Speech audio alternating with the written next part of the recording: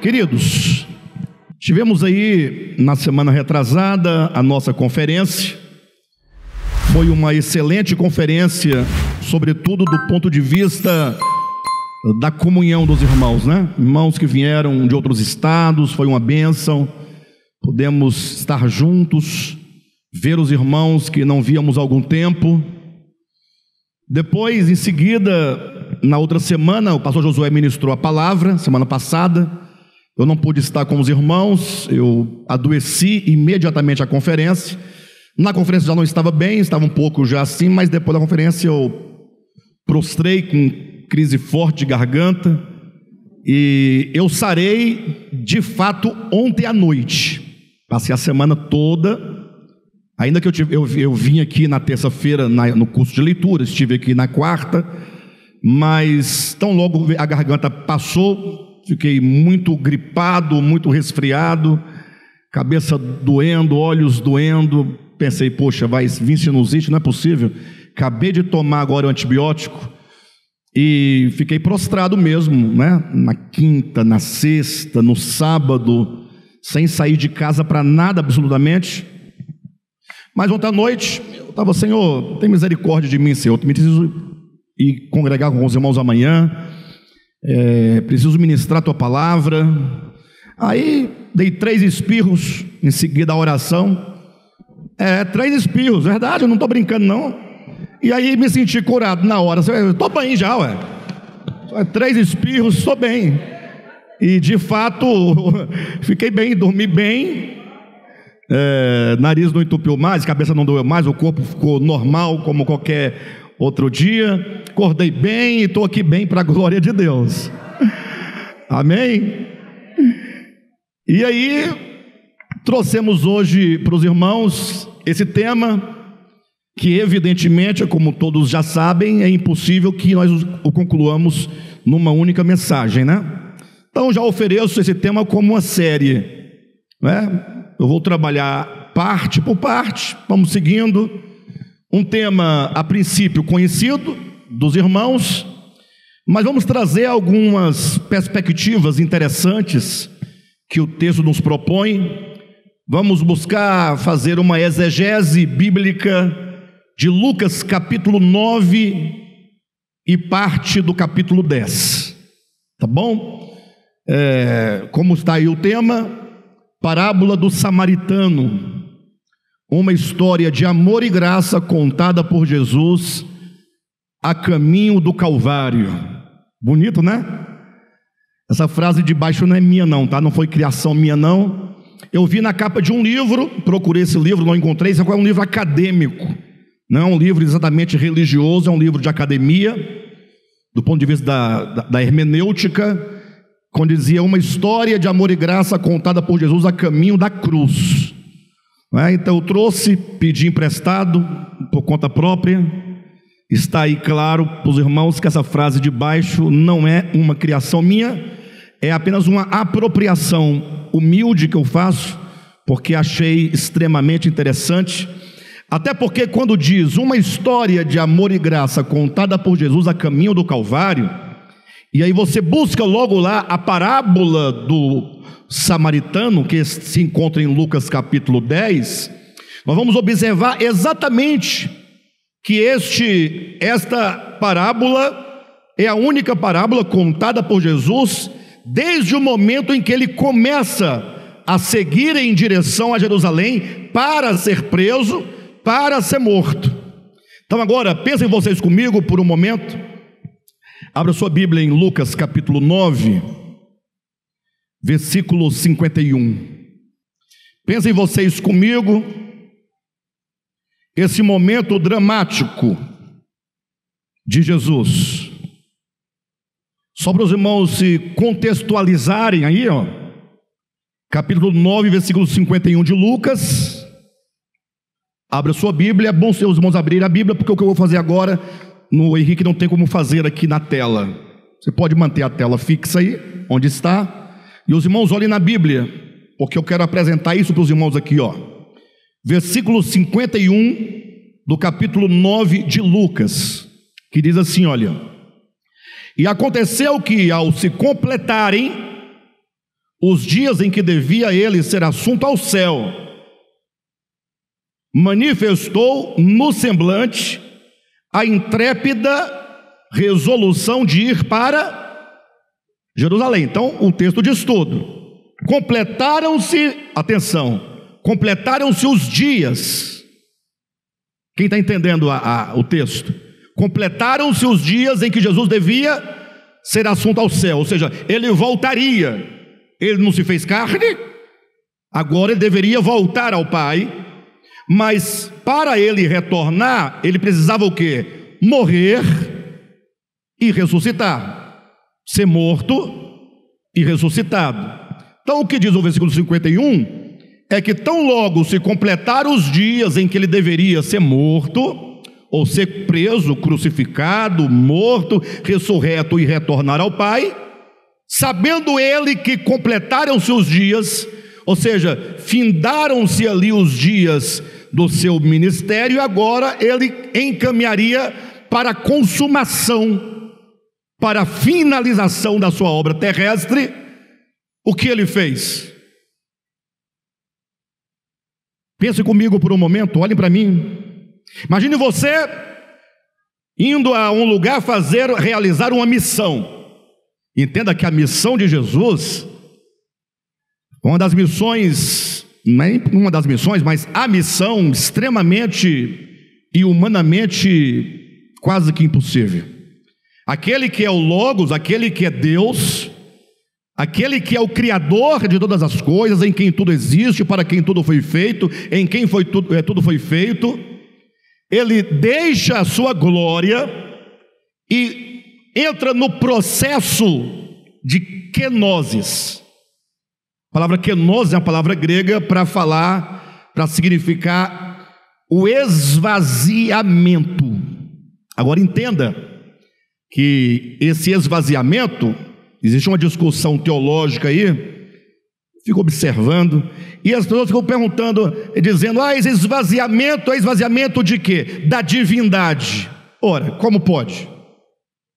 Como pode a divindade se esvaziar da divindade? Preceder da divindade? Se separar da divindade? Irmãos, de uma vez por todas, Deus, ele é uma unidade simples. Nós somos, para os irmãos entenderem a relação, unidades complexas. O que é uma unidade simples? É aquilo que não pode ser reduzido a absolutamente nada, porque é um todo absoluto. Então digamos, eu tenho duas orelhas, sim? Se me cortarem uma orelha, se Pedro me arranca uma orelha com espada, e Jesus não coloca no lugar de volta, eu continuo a ser o Alexandre sem uma orelha, sim ou não? Sem uma orelha. Mas aí o meu corpo vai ficando o quê? Deficiente. Falta-lhe uma orelha. Se eu perder a outra, faltam-lhe duas orelhas. E assim vai indo. Se eu perder os braços, as pernas, ficar só uma tartaruguinha, o tronquinho, sem pernas, sem braços, só sem orelhas. Mas no caso de Deus, você não tem como retirar algo dele e diminuí-lo, porque Deus não tem coisas. Deus é o ser único e absoluto. Isso quer dizer uma unidade simples. Por quê? Porque não tem nada que ele possua. Tudo o que ele é porque ele é. Logo ele não tem paz, ele é a paz. Logo ele não tem luz, ele é a luz. Logo ele não tem amor, ele é amor. Logo a divindade é o ser único de Deus. Ele é divino. Não tem como ele pegar a divindade e colocar de lado e ir para algum lugar, como alguém que tira um relógio e sai sem relógio. Não tem como acontecer isso. Logo, quem desce e se faz carne é Deus, em plenitude. Agora, para ele fazer isso, ele vai ter que abrir mão, vai ter que se esvaziar, obviamente, de quê? Do desejo, da vontade, e essa palavra é chave, da prerrogativa. Ah, meus irmãos, imaginem só, Deus falar, vou me fazer uma criatura. Primeiro que começou errado daí, né? Como é que Deus se faz uma criatura? Ficar 3 anos e meio mais 9, dá 4 anos e 5 meses, se não estiver enganado, no anonimato, reduzido.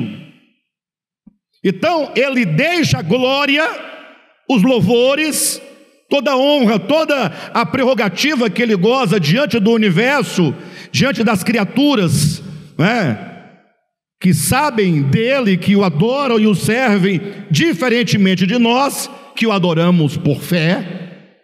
Amém? Nós o adoramos por fé.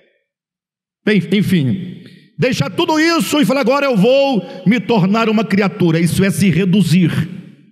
Mas quem é capaz de se reduzir em amor, em alegria, em satisfação, em bondade, sem nenhum sentimento adverso de nada, por uma causa, havia uma causa a resolver, e só ele podia resolver isso, porque para salvar o homem era preciso de um homem, ou não? Porque Adão não era homem lá no Éden, o primeiro homem, dele não dependia toda a sua linhagem. Cai Adão, cai a humanidade, cai Adão, cai a humanidade, cai a criação.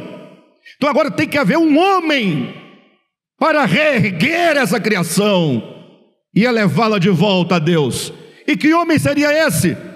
Teve Moisés, teve Elias, teve tantos outros, Daniel, Malaquias, Jeremias, Isaías, Obadias, Miqueias, Naum, Sofonias, Salomão, Davi, Sansão.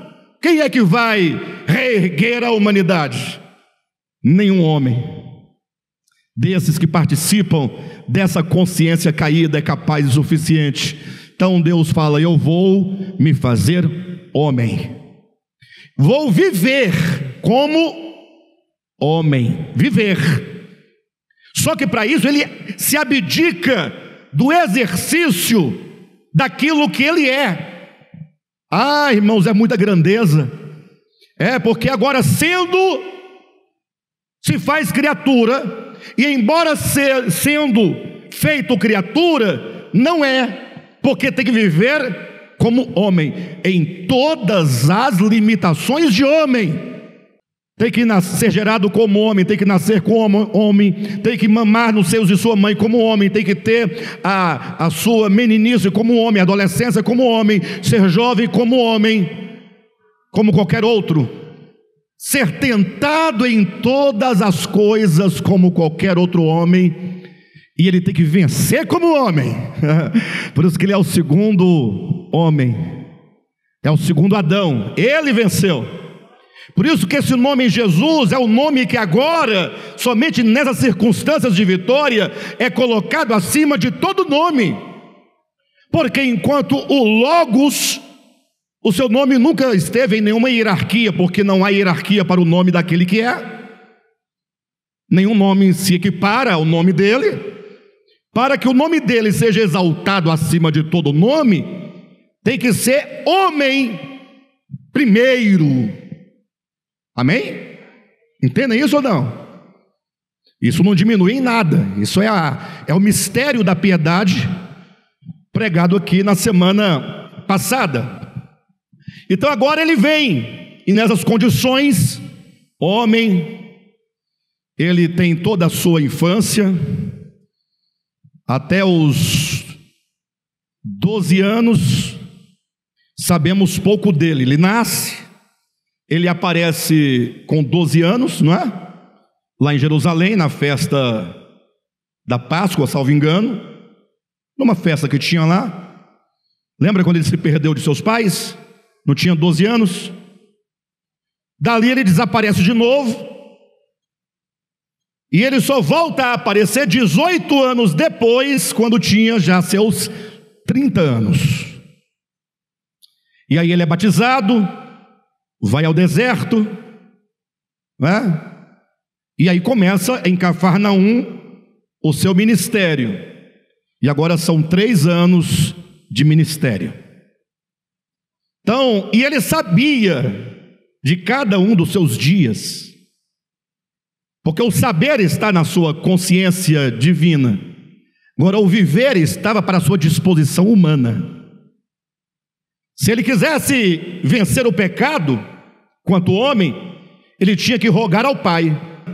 Ele sabia exatamente cada dia. Não lhe eram ocultos os dias da sua existência, mas na sua ação concreta, ele precisava rogar ao Pai. Lembra quando ele vai ressuscitar Lázaro, ele diz: Pai, graças eu te dou, porque o Senhor sempre me ouve. Ele tinha que rogar ao Pai, como qualquer homem, tinha que viver na dependência do Senhor, na dependência de Deus, em obediência, em amor. Como homem autêntico tinha que viver. Viveu 1 ano, 2 anos, e durante esses 2 primeiros anos, até os 3 primeiros anos, muita glória, muita perseguição, mas coisas muito fantásticas aconteceram, tantos milagres, tantos prodígios. Ele é aclamado na entrada triunfal em Jerusalém. Enfim, diz então o capítulo 9 de Lucas, tendo feito esse contexto até aqui, que aconteceu que ao se completarem os dias em que devia ele ser assunto ao céu, manifestou no semblante a intrépida resolução de ir para Jerusalém. Bem, vocês conseguem enxergar aqui que Jesus sabia que chegaram os dias de ele partir. Não está na sua Bíblia? Quando ele sabe, percebe, entende que completaram-se os dias, agora ele sabe que ele será preso em Jerusalém.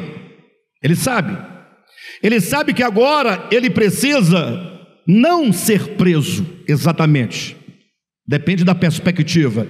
Ele precisa se entregar. Jesus não foi preso, queridos. Ele foi preso, mas se você olhar da perspectiva do homem, né? Ele estava lá, os homens foram prendê-lo, um negou Jesus, o outro traiu, o outro vendeu, tal. Mas se você olhar pelo olhar divino da história, ao contrário, ele diz: ninguém tira a minha vida, eu a dou voluntariamente para depois reassumi-la. Então, quando ele viu, chegou os dias, completaram os dias, tenho que voltar ao Pai. Então este é o momento mais dramático. Por que o mais dramático?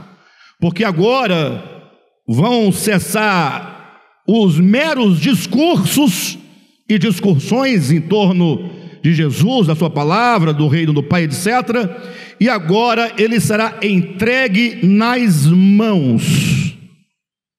Vai ser o período e o momento mais dramático, uma vez que, sendo Deus feito homem, será julgado pelos homens. Eu acho isso um absurdo tão grande. Eu não sei se vocês percebem ou pensam como eu, mas Deus sendo julgado na madrugada, jogado de uma casa para outra, de um velho chamado Anás para um outro chamado Caifás, para um outro chamado Pilatos, um pior que o outro, um mais pecador que o outro, um mais desgraçado que o outro, do ponto de vista do pecado, da miséria, da maldade, da perversidade, mas postos por autoridade de Deus, em nome de Deus, para julgar o Cordeiro imaculado e impoluto do Filho de Deus. Eu não concebo essa ideia, eu sou honesto com os irmãos, tá? Eu creio, assumo, acho maravilhoso, mas eu não sou favorável. Mas vocês entendem o que eu quero dizer? Quero dizer que só na mente de Deus para passar um plano desse. Não é sem razão que Paulo vai dizer que essa mensagem da cruz é loucura para os que se perdem. Mas como eu não estou me perdendo e acho que é uma loucura, Paulo diz, mas a loucura de Deus é mais sábia do que os homens. Então é loucura de Deus. Há uma loucura aí. Mas a loucura não é loucura. A loucura é uma interpretação de como pode Deus conceber tal plano. Mas por que Deus conceberia tal plano? Ah, irmãos, não é possível. É porque esse processo, esse espetáculo universal, na verdade não é uma peça teatral, não é uma encenação, não é uma amostração, não é uma demonstração. Antes é o agir de Deus no homem. É Deus trabalhando no homem que é divino, porque eu sou um homem humano. Jesus era um homem divino, porque quem vivificava o homem era o próprio Logos, ou não? É Deus trabalhando no homem, no âmbito do seu pleno negar-se a si mesmo. Quando a gente fala, temos que negar a nós mesmos, não é um mandamento exclusivo para nós. O nosso caminho, o nosso modelo, foi o primeiro a negar-se a si mesmo. Ele diz, é necessário que o Filho do Homem vá para Jerusalém, seja preso, seja entregue, e venha a morrer, né? Ele vai morrer, ao terceiro dia ele ressuscitará. Pedro disse, isso de modo algum te acontecerá. Vocês lembram da história toda? Em seguida Jesus vai dizer o quê? Quem quiser vir após mim. Você quer ir após o Senhor, Josué? Bem, então escute. Você quer, Pedrão, ir após o Senhor? Então escute. Quer ir, Anderson? Bem, quem quiser, não está restrito não, é para quem quiser. Quem quiser vir após mim. Essa é a mensagem do Evangelho. Ah, eu quero. Calma, calma. Ah, porque eu quero. Calma. Irmãos, o Evangelho nunca foi tão banalizado como se ouve hoje em dia com as muitas correntes teológicas. Basta você voltar seus olhos para a Escritura e ouvir Jesus falando a cada momento os aspectos do Evangelho, o preço do Evangelho, o valor do Evangelho, o poder do Evangelho, como o Evangelho acontece. Sem nenhuma deturpação, palavras de Jesus claras, límpidas, sem interpretação, sem exegeses, apenas com uma boa exegese. Mas o fato é que ele diz, se alguém quiser vir após mim, negue-se a si mesmo.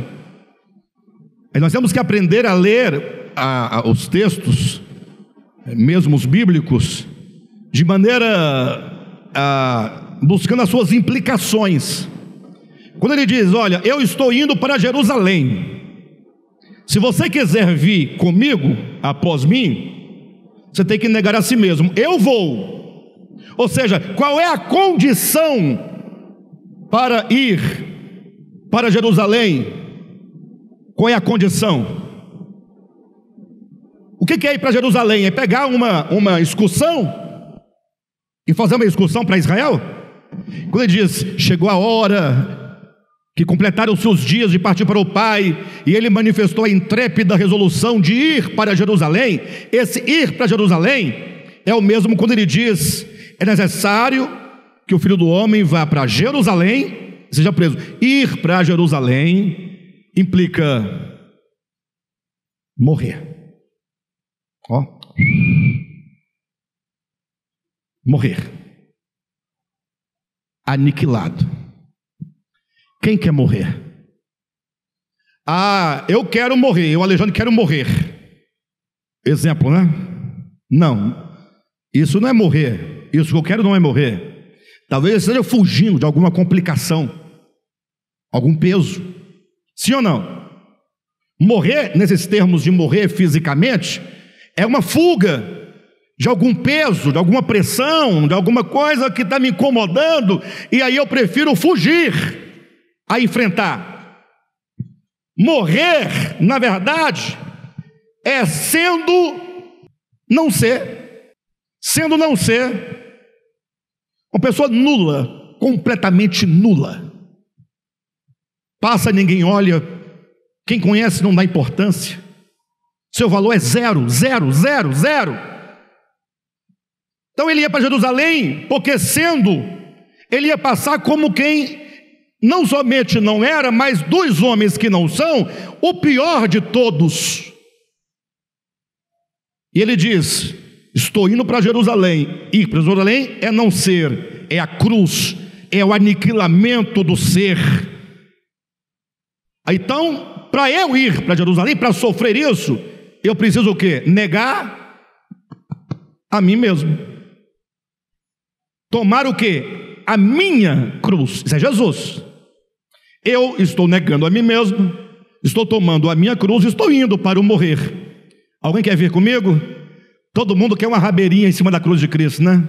Quem já pegou rabeira em caminhão quando era criança aqui? Rabeira em caminhão. É? Todo mundo quer montar na garupa da cruz de Jesus, sentar e vamos embora, Jesus, vamos embora. Ele vai, não. Se alguém quiser vir a mim, após mim, negue-se a si mesmo. É? Aí a cruz pode ser do Senhor? Não. Tome a sua cruz. E agora, vamos todo mundo, todos juntos. Vamos aqui um batalhão. Eu vou à frente porque eu sou o líder. Eu sou o modelo. Eu abro o caminho nas consciências. Eu sou o caminho a ser seguido. Vocês são discípulos. Vão seguir. Então esse momento foi o momento mais dramático, porque era o momento da entrega. Ele seria julgado, ele seria preso. Irmãos, é muita sacanagem. Está lá Jesus lá no Monte das Oliveiras, chega a turma com paus e pedras nas mãos. Faz sentido? O próprio Jesus falou: gente, pelo amor de Deus, eu estive com vocês tantas vezes no templo, poxa, por que não me prenderam lá? Agora vem aqui me prender como se vem buscar um cão, uma carrocinha, de madrugada. Para que isso? Chamassem-me, eu iria onde vocês estivessem, me entregaria. Mas não, é para humilhar, é para poder não ser. Então é esse não ser, é essa dor do desprezo, essa dor de alma, não porque eu não quero não ser, e isso me dói no caso de Cristo, mas em ver suas criaturas tão más e tão perversas, e tão capazes de tão grandes misérias e atrocidades. A dor que Jesus sente não é a dor dele, é a dor do homem. Quando diz que Jesus chorou lá no sepultamento de Lázaro, ele não chora por Lázaro, porque não faz sentido. Se ele é a ressurreição e a vida, se ele sabe que Lázaro daqui a 1 minuto estará em pé à frente dele, por que iria chorar?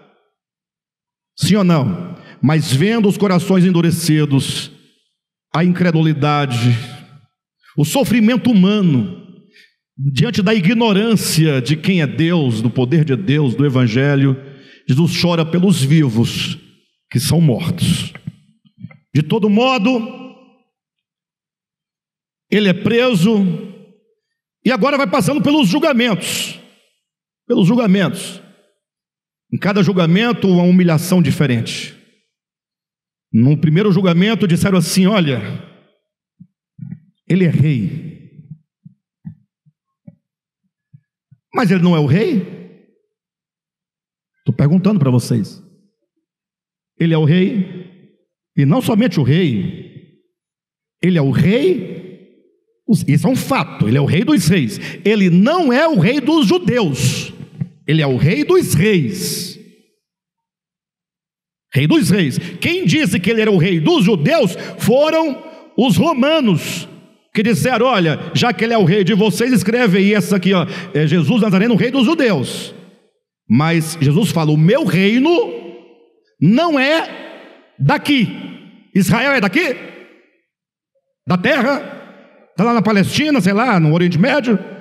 Ele diz: o meu reino não é daqui, meu reino é do meu pai, é lá de cima. Se fosse daqui, eu resolveria o problema, né? 2 palitos. O meu reino não é daqui, por enquanto fica assim mesmo. Ah, ele é rei. Ah, se ele é rei, o rei precisa de uma túnica de rei, um manto real. Coloca sobre ele um manto, coloca um manto sobre ele. Poxa, seria bom se fosse verdadeiro, um reconhecimento, ainda que simbólico, mas não. Aqui é para zombar. O rei precisa de um cetro, coloca ali um cabo de vassoura na mão. Um rei precisa de coroa, crava-lhe uma coroa de espinhos. Irmãos, não chegava nem ao cetro, eu já tinha tocado o fogo em tudo, explodido tudo, destruído tudo. Mas vocês vejam o que significa a kenosis, o esvaziamento, essa dor, essa tristeza, essa angústia diante da condição da humanidade. Então agora voltemos ao texto de origem, que acontecendo chegar esse momento de sofrer tudo isso, o que passaria na sua cabeça sendo você?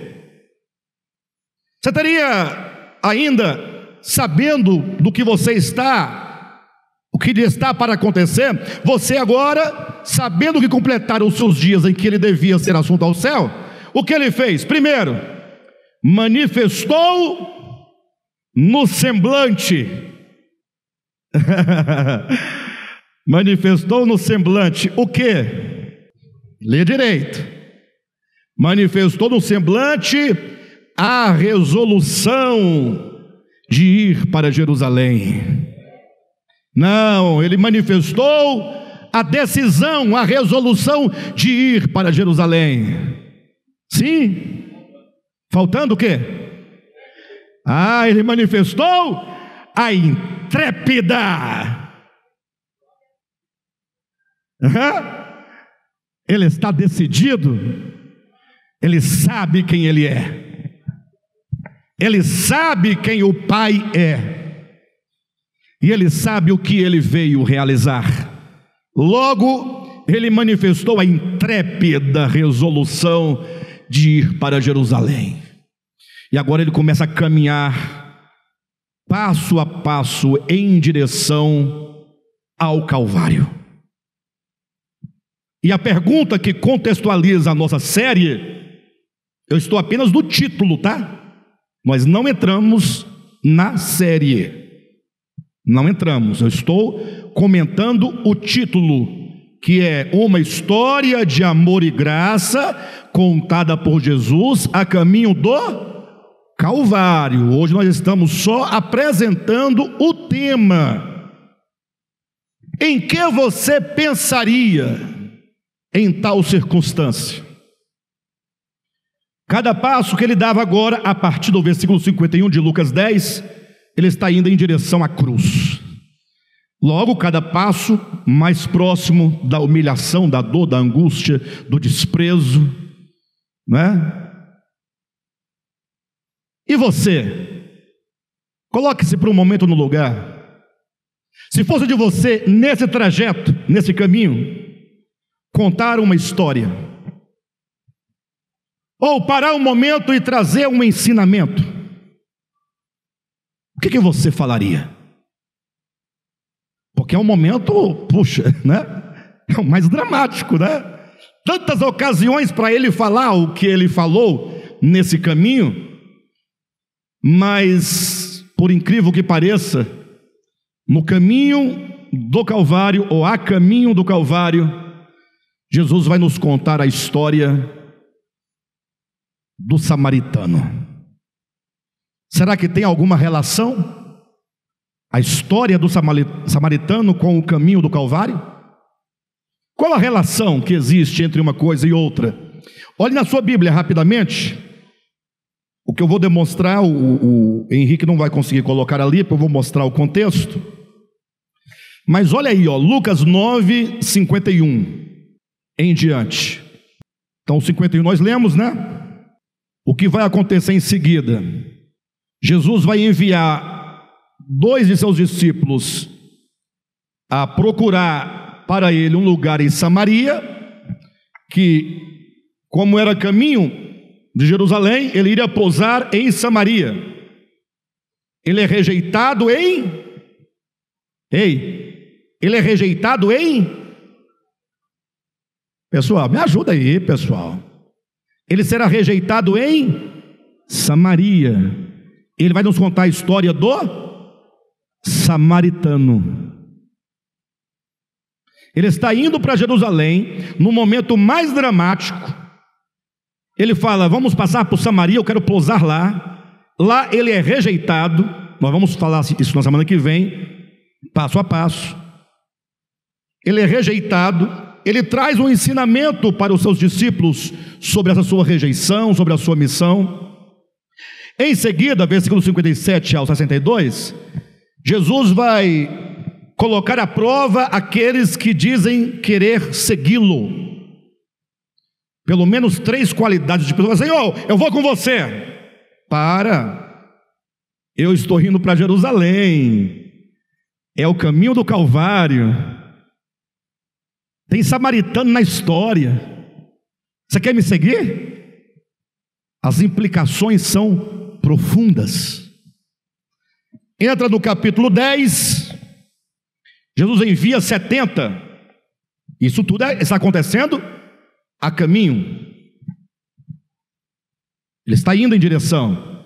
Quando ele envia os 70, presta atenção, a pregar o evangelho, acontece algo de extraordinário. Enquanto os 70 estão pregando, curando os enfermos, anunciando o evangelho do reino dos céus, é dito que enquanto eles pregavam, disse Jesus, eu via Satanás caindo do céu como um relâmpago. Cuidado com os teolojotas por aí, viu? Porque eles dizem, aqui está falando da queda de luz lá no começo. Não. Enquanto os discípulos pregavam o reino, anunciavam o reino, usando exatamente esse gerúndio, enquanto eles falavam, pregavam, ensinavam, Jesus via Satanás caindo. O que implica que a pregação do evangelho é o destronamento de Satanás, da consciência, do coração. De modo então, que nós temos no capítulo 10, a partir do 25, aí a história do samaritano, que nos traz grandes ensinamentos, e que tem profundos desdobramentos e implicações, mas eu vou trazer isso na semana que vem, tá bom? Não vou insistir, porque não adianta eu entrar no primeiro tópico, que não vai resolver. Então fica aí hoje para os irmãos essa introdução. Valeu a introdução? O tema ficou claro para os irmãos, o que nós vamos falar daqui para frente? Não tenha pressa não, o mais importante é que você não falte. Venha mais vezes, venha receber a palavra. É tão boa essa comunhão que nós temos aqui, tá bom? Vamos caminhando nesse caminho aqui de Jerusalém, devagarzinho. Domingo que vem, reunião do Partido Pão, estaremos aqui, daremos seguimento a essa ministração.